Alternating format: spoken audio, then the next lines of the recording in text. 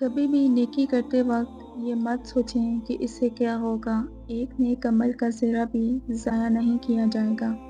آپ نے کسی کے لیے ہدایت کی دعا کی ہو یا کسی ضرورت مند کا مشکل میں سہارا بنے ہوں، کسی بے بس کے قرب کی لمحات میں اس کے آنسو پہنچے ہوں، مسلمان بھائی بہنوں کو گناہ سے نفرت دلا کر نیکی کی طرف رہنمائی فرمائی ہو۔ محشر کے دن ایک ایک ذرہ، یہاں تک کہ آپ کے دل کے نیک ارادے بھی آپ کی نیکیوں کے پلڑے میں موجود ہوں گے۔ اس لیے کہتے ہیں کہ کبھی بھی کسی کو بد دعا نہ دیں۔ بہت زیادہ دل دکھے تو اللہ سے صبر مانگ لیں، کیونکہ اگر کسی کو بد دعا دی اور اس کے ساتھ برا ہوا تو آپ خود کو کبھی معاف نہیں کر پائیں گے۔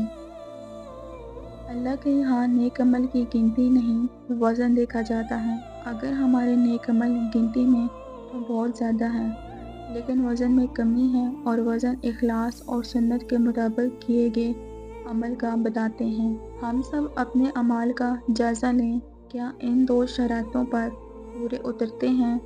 نیت اللہ کے لیے خالص ہو، طریقہ سنت رسول صلی اللہ علیہ وآلہ وسلم کے مطابق ہو، ورنہ ہمارے اعمال ضائع نہ کر دیے جائیں۔